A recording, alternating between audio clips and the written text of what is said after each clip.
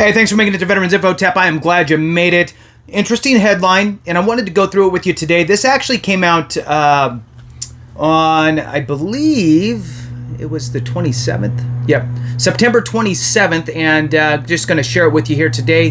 The headline is Annual Cost of Living Boost for Veterans Benefits Finalized by Congress.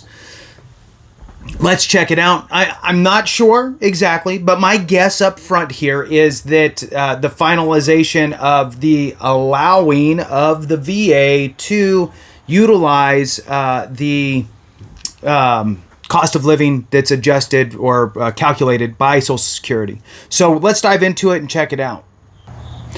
Before we jump in, hit the thumbs up, subscribe, share with a friend, all that good stuff. I really appreciate it. Thank you to all you members so much for your support. If you want to become a member, you can do that by going to the home page and you can see the highlighted members there. Thank you again. I have you scrolling across the page, so keep an eye open for yourself there. And there's a join button. Thank you so much. All right, so the headline again, Annual Cost of Living Boost for Veterans Benefits Finalized by Congress. This is on military.com and it came out September 27th, 2024.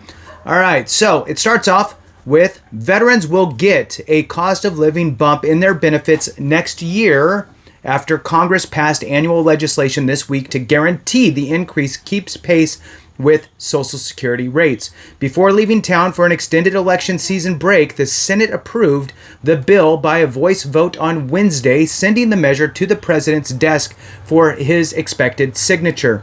The House previously approved the bill by a voice vote last week.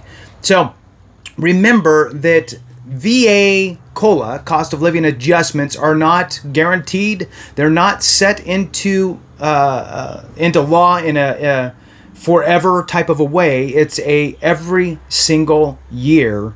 The VA has to get approval from Congress and signed off by the president to adopt essentially the cost of living adjustment for Social Security recipients. So if the Social Security recipients receive a X percentage, then through this legislation, the VA will adopt that for disability compensation, pension, your dependent indemnity compensation, and so forth. So let's move on.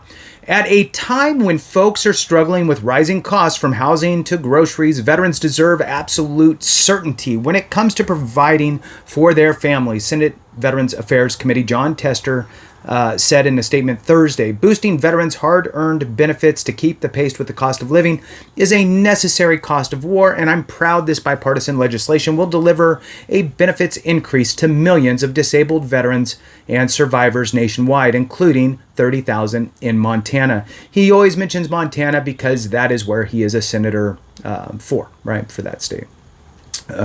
Or representing that state. The increase applies to disability benefits, clothing allowances, and dependency and indemnity compensation for surviving spouses and children. The bill specifically ties the increase to the annual cost of living adjustment in Social Security benefits.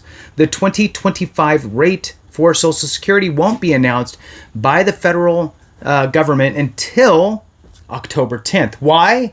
Because the September numbers are not in yet, right? So they utilize July, August, and September's numbers to calculate our COLA, and those numbers will be released on the 10th, and it's usually within, an hour after they're released that the COLA is actually calculated.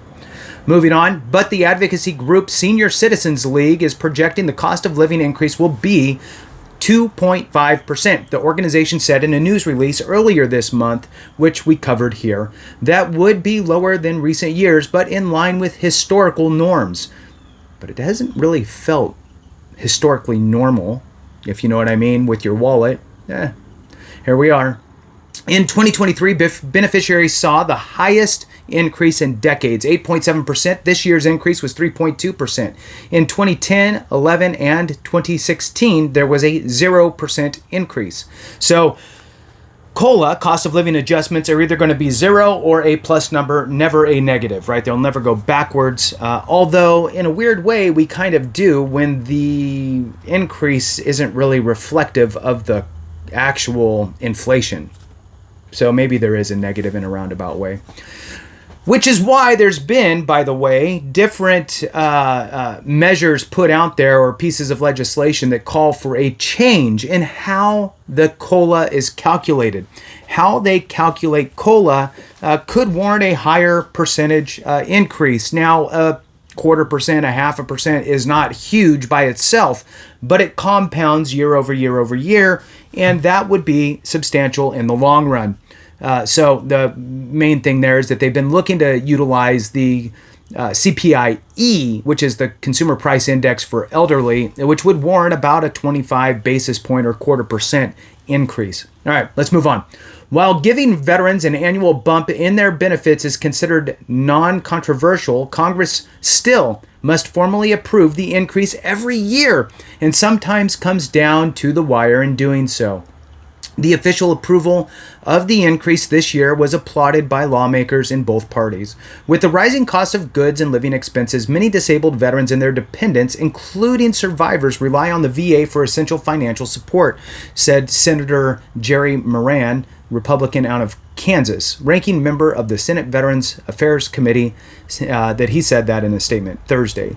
Making certain earned benefits stay on pace with rising prices will help provide veterans and their families with much needed peace of mind. Representative Morgan Luttrell, Republican out of Texas, Navy SEAL veteran who sponsored the House version of the bill, said in a statement after the House passage that the vote was a testament to our ongoing commitment to America's heroes and their families. That concludes the article, but I did want to kind of just talk about this a little bit more.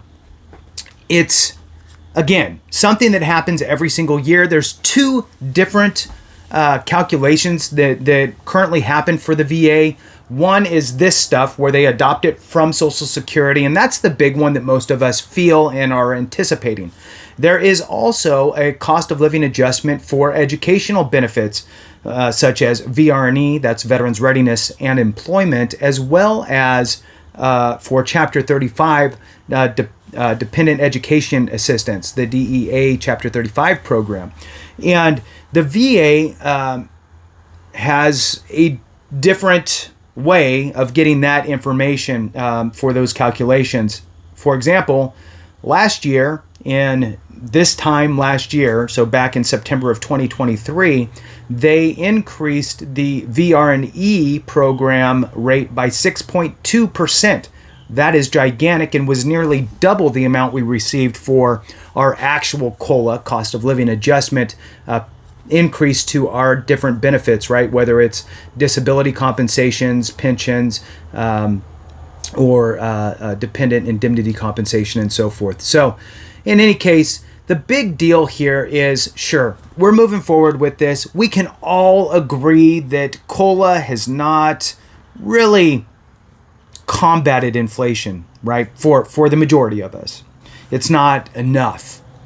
And the idea of using a different way to calculate COLA is actually welcomed. And it's welcomed by the Senior Citizens League as well.